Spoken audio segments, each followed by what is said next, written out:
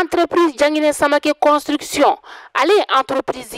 entreprise mini analendo malien de uni tungarange ulafiyali kama sojoko la e maa min be no i ka dugukolo b'i bolo i b'a fɛ k'a jɔ ka sɔrɔ i ma tɔɔrɔ i ma degun ni ka a sɔrɔ a la i jigi kɛ entreprise DSC construction ale a bɛ nimisi wasa ni ka o di ma dugukolo b'i bolo a plan bɔcogo o t'i kɔnɔ entreprise Jangine Samake construction bɛ so plan ni ka olu bɔ BTP u b'o kɛ o bɛ topographie ni ka o fɛnɛ kɛ o t'a bannen dɛ e maa min bɛ yen nɔ ko so jɔlen bannen b'i bolo luwansew de b'a kɔnɔna la i tɛ fɛ i ni luwansew ka se ɲɔgɔn ma so sarako la o tuma la entreprise Jangine Samake construction bɛ taa i ka so luwansew minɛ ni ka n'a d'i ma fo i sigiyɔrɔ la ka sɔrɔ i ma gɛlɛya ni ka o sɔrɔ a la aw maa minnu fɛnɛ bɛ yen nɔ aw bɛ fɛ k'aw ka so k'a jɔ ka kɛ villa simple ye k'a kɛ étage duplex ye ka plan ɲɛnamaba bɔ a la entreprise Jangine Samake construction u nalen don o bɛɛ lajɛlen kama o tuma la sa aw bɛ ka mun de kɔnɔ n'a t'u ka nɛgɛjuru sira ni ka o banba 70 41 27 59 walima 66 23 18 58 u sigiyɔrɔ bɛnnen filɛ Moribabugu k'a gun station Orix yɛrɛ la cɔyi entreprise Jangine Samake construction o tuma la olu ka laɲini tɛ fosi ye ka se ka maaw nimisi wasa sojɔ ɲuman ko la.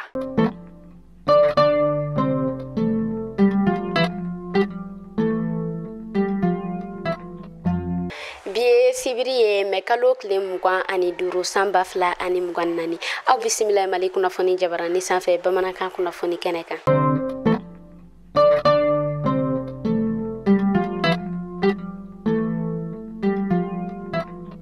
Kunnafoni daminɛna an ma ladɔniya k'a fɔ Mali ale ni Irisi ka bolodi ɲɔgɔnma o yɛrɛ kɔnɔna na fɛn min yɛrɛ an ka camancɛ fanga ɲɛmɔgɔ ye colonel Asimi Goita ale bɔla ka i kunda Sanankɔrɔba ka kunu jumadon mɛ kalo tile 24 san 2024 kɔnɔna na a yɛrɛ kɔni taala ka taa fɛn min yɛrɛ kɔni panneau solaire min ni o kan ka jɔ Sanankɔrɔbakaw fɛ yen nɔ a taala ka taa o birikiden fɔlɔ o da ani a ka premier ministre Dr Choguel Kokala Mayiga ani fɛn min yɛrɛ kɔni CNT ɲɛmɔgɔ ye Maliki Jawu ale ni a ka marabolo maaw caman tun bɛ yen nɔ. Ni yɛrɛ kɛnɛ a yɛrɛ kɔni kɛla nisɔndiyaba ye maliyɛnw ma u ye foli ani tasi bila kɛ ka ɲɛsin an ka fanga tigilamɔgɔ ma ka sabu kɛ u b'a yira k'a fɔ ko an ka fanga tigilamɔgɔ olu yɛrɛ kɔni hamina ko ye walasa maliyɛnw olu bɛ se ka lafiya o yɛrɛ kɔni sɔrɔ cogoya min na o tɛmɛnen kɔfɛ u tilala ka foli bila ani tasi bila kɛ ka ɲɛsin Irisi ale ni Mali ma ko halisa Ala ka ninnu ka bolodi ɲɔgɔn ma Ala ka a tɔ sinsin.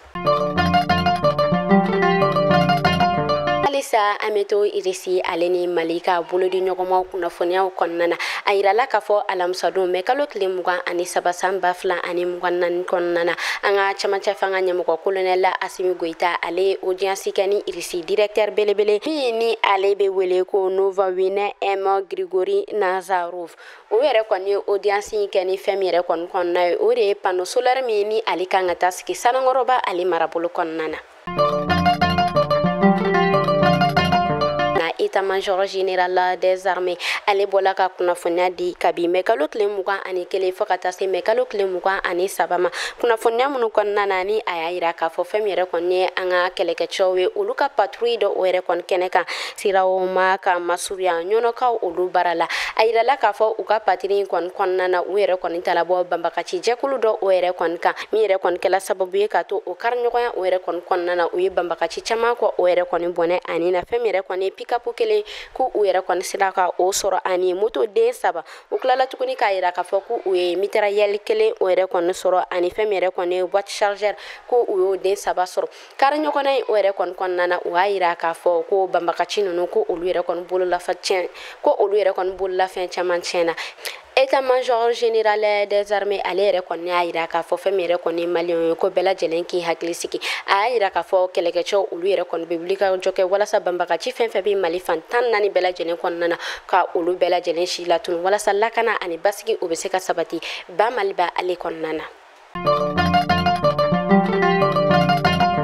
Fɛn min yɛrɛ kɔni ye douane ɲɛmaaba ye Amadu Konate a yirala k'a fɔ ko olu yɛrɛ kɔni bɔla ka conférence de presse o yɛrɛ kɔni kɛ mɛ kalo tile 22 san 2024 kɔnɔna na kunnafoniya olu yɛrɛ kɔni bɔla k'a yira k'a fɔ ko u yɛrɛ kɔni bɛna conférence africaine dɔ o yɛrɛ kɔni boloda min yɛrɛ kɔni ni ale ta ko 30nan o yɛrɛ kɔni bɛna kɛ ni a bɛna daminɛ mɛ kalo tile 27 fɔ ka taa se mɛ kalo tile 30 o yɛrɛ kɔni ma.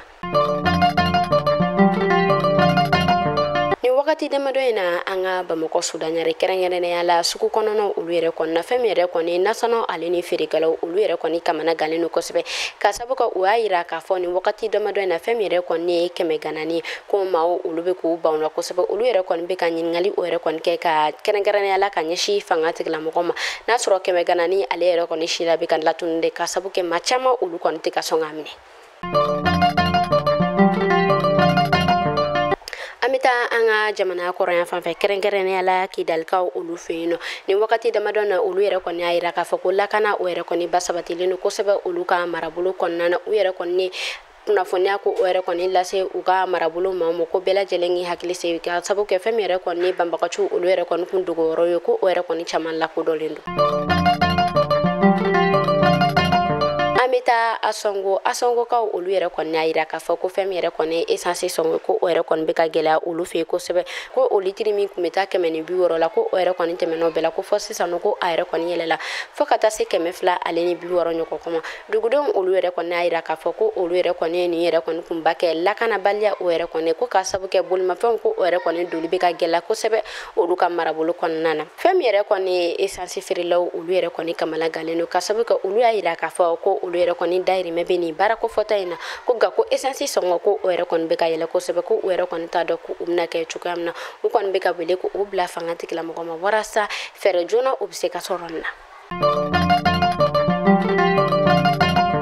An bɛ taa Direkaw olu fɛ yen nɔ a yirala k'a fɔ fɛn min yɛrɛ kɔni ye banbagaciw ye ko olu yɛrɛ kɔni tun bɛ fɛ ka bingani wale ka o yɛrɛ kɔni ta ka Dire ale marabolo fan dɔ sɛgɛrɛ fɛn min yɛrɛ kɔni ye kɛlɛkɛcɛw ye olu yɛrɛ kɔni ye hakililasigi ko o yɛrɛ kɔni ta ka di dugudenw ma ko bɛɛ lajɛlen ye hakili sigi ka sabu kɛ olu yɛrɛ kɔni jɔlen don u sen fila kan walasa fɛn min yɛrɛ kɔni ye bingani wale o yɛrɛ kɔni kana se ka kɛ u ka marabolo kɔnɔna na. Kunnafoni kuncɛla an bɛ taa Sɛnɛgali a yirala k'a fɔ Sɛnɛgali jamana ɲɛmɔgɔ Basiru Joma Faye ale yɛrɛ kɔni kun kan ka bɔ kunun mɛ kalo tile 24 san 2024 kɔnɔna na fo ka taa se mɛ kalo tile 25 ma ni a yɛrɛ kɔni kun kan ka a kunda Prairie o yɛrɛ kɔni kan ani fɛn min yɛrɛ kɔni ye Conakry a yirala k'a fɔ a yɛrɛ kɔni bɛna taa bɔna kɛ a yɛrɛ kɔni baara ɲɔgɔn na fɛn min yɛrɛ kɔni ye Jose Maria Pereira Neves ni ale yɛrɛ kɔni ye Cap Vert ale yɛrɛ kɔni jamana ɲɛmɔgɔ ye ale ni fɛn min yɛrɛ kɔni ye Mamadu Doumbouya Guinekaw olu fɛ yen nɔ a yɛrɛ kɔni ka yala in o yɛrɛ kɔni kun ye min ye walasa baara ɲɔgɔn ale ni ɲɔgɔn dɔn ni adamadenya minnu b'u ni ɲɔgɔn cɛ o tɔ bɛ se ka sinsin ni jamana fila ninnu ni ɲɔgɔn cɛ. Ni ne kun bɛ dansigi kɛ bi kunnafoni na an ka foli bɛ an lamɛnbaga jɛkulu bɛɛ lajɛlen Mali kɔnɔ fɔ Mali kɔ kan aw k'an bɛɛ sini ni Ala m'an ka jɔ an na.